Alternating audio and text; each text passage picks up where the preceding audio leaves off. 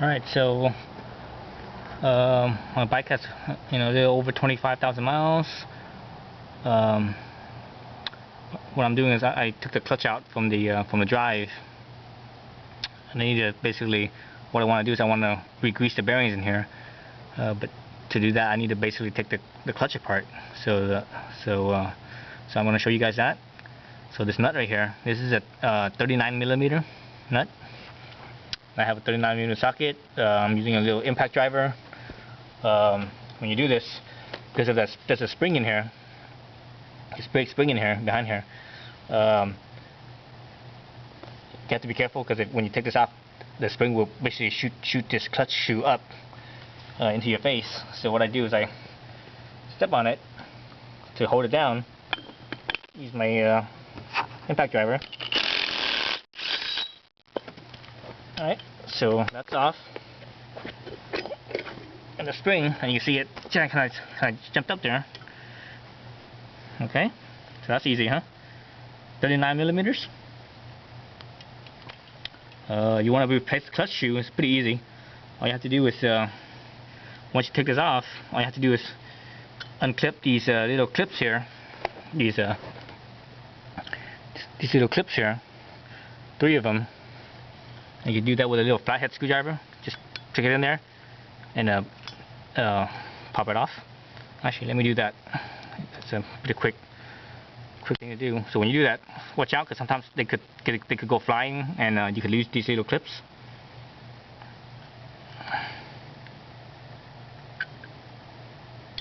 Oops! See, that one flew, but it hit my hand, and luckily it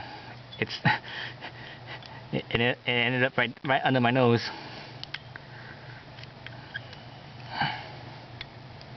Okay. Then this part right here, you need to pry this back plate off. This plate, this is the plate that holds these 3 pins here. That's actually what holds your along here. It's what holds your clutch shoes together. So that way when the clutch activates, it's nice and held, so it doesn't if the spacers in here, these shoes will actually flex, and your clutch won't be able to grab very well. Get a bigger screwdriver. So it's pretty tight. So just easily go around it a little bit at a time.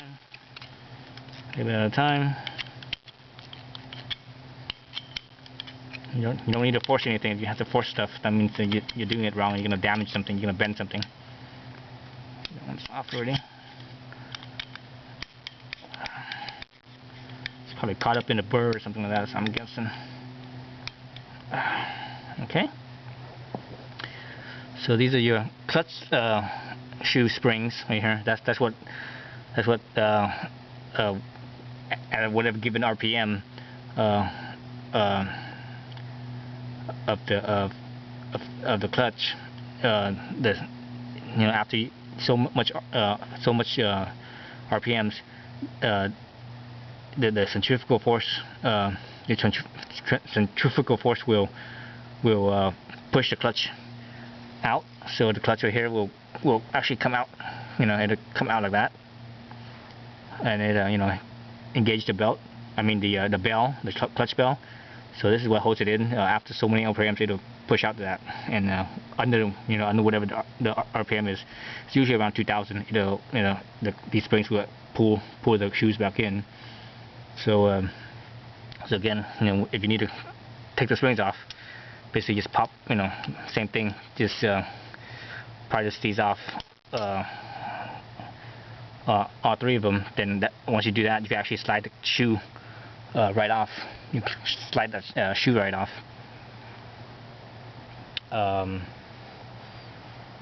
That's how you basically take the shoe off, and if you need to replace it. So I don't need to replace the shoes. The shoes are still good. The service limit is 2mm, so I'm still good. I got plenty of shoe life left. I don't do too much stop and go or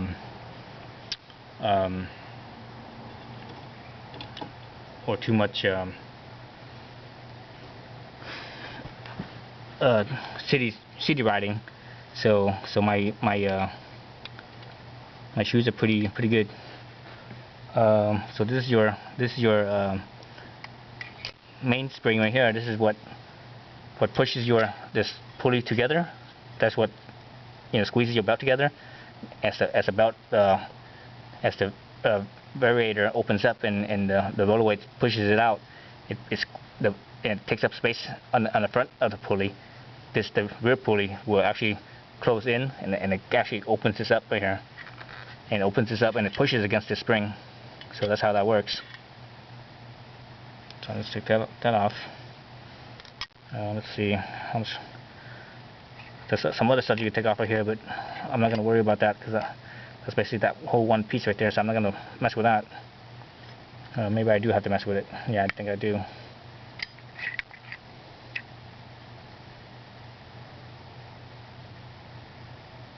Let's see how much of this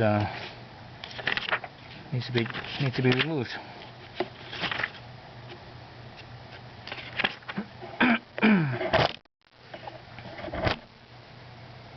So this is the little guide right here for inside the spring. It lets the spring seat.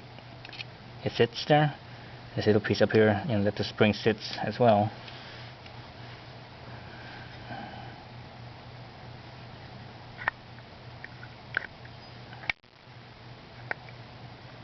I need to pull this apart. I've never pulled this one apart before, so it's a little different. Or actually, they're all more or less the same, but slight differences. It's actually still pretty clean in here, but I'm gonna take it apart anyways, just so I could clean everything up, and degrease everything. Okay, I'm gonna make it a part 2 because I don't want to go too long. But that's part 1. Thank you.